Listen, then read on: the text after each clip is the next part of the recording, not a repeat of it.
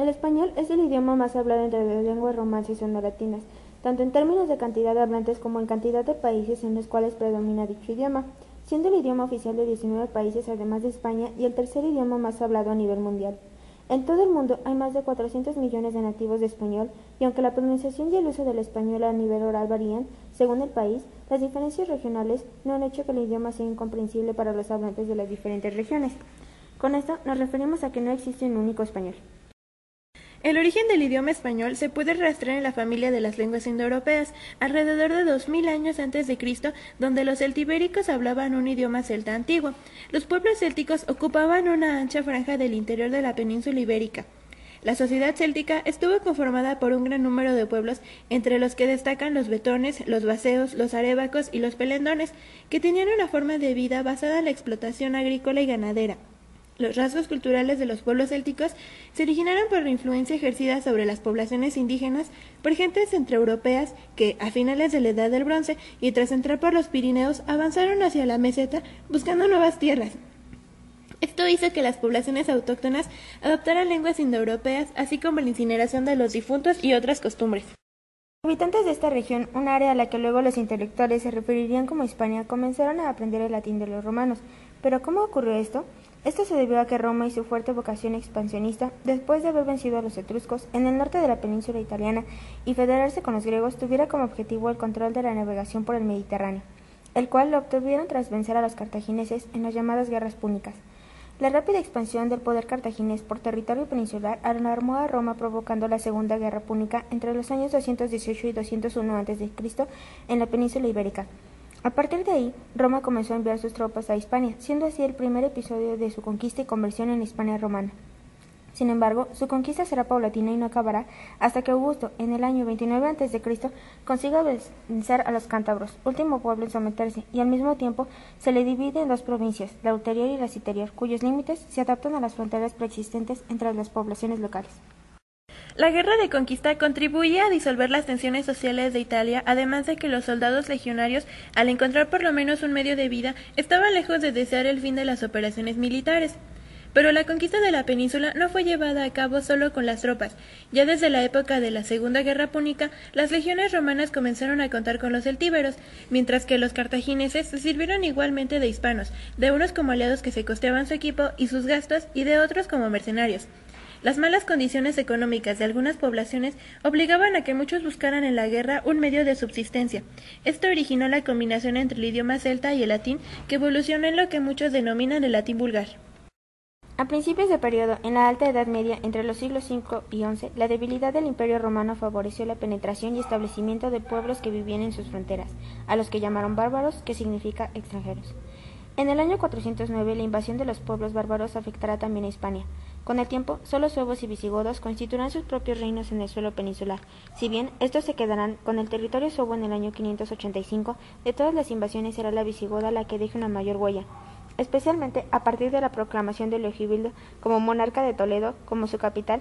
Los reyes visigodos eliminaron poco a poco los obstáculos que impedían su aceptación por parte de los hispano-romanos. Al aliarse con la influyente Iglesia Católica, consiguieron sacralizar su monarquía, realizando ricas ofrendas a las iglesias. A pesar de ello, el reino visigodo distó mucho de estar en paz. Las luchas por el poder fueron frecuentes, lo que facilitó la entrada en el año 711 de las tropas árabes y bereberes del noroeste de África. Estas cruzaron el estrecho de Gibraltar, derrotando al ejército visigodo en la batalla de Guadalete, y en poco tiempo se hicieron con el control de casi toda la península ibérica. Comienza así una larga etapa de dominación musulmana. Es un periodo de esplendor en el que el territorio musulmán español será llamado Al-Andalus y gozará de un elevado nivel científico, técnico y artístico. Cabe destacar que cuando los visigodos tomaron el poder sobre la región llamada Hispania, el latín siguió siendo el idioma predominante y oficial de la región. Esto continuó hasta que los árabes conquistaron la región y el árabe se convirtió en la lengua predominante, excepto por ciertas regiones dominadas por los cristianos. A inicios del siglo II, la península ibérica se halla muy fragmentada en diferentes territorios. En la España musulmana, a la muerte de Almanzor, primer ministro del califa Hisham II, que había frenado el avance de los reinos cristianos, comienza la desintegración del califato y su fragmentación en pequeños reinos de califas. En el norte peninsular de territorio cristiano se halla también dividido algunas regiones que son reinos o están en proceso de serlo, mientras que otros son condados. Las relaciones entre los reinos cristianos y musulmanes pasaron distintos periodos. Durante los primeros siglos, Al-Ándalus fue muy superior a los pequeños reductos cristianos, hasta el siglo XI, cuando los reinos cristianos comenzaron a ganar terreno en la Reconquista.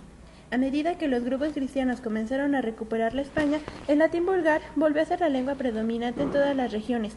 Si bien predominaba el latín vulgar, adoptó una forma diferente, integrando el árabe y formas de un dialecto cercano llamado mozárabe.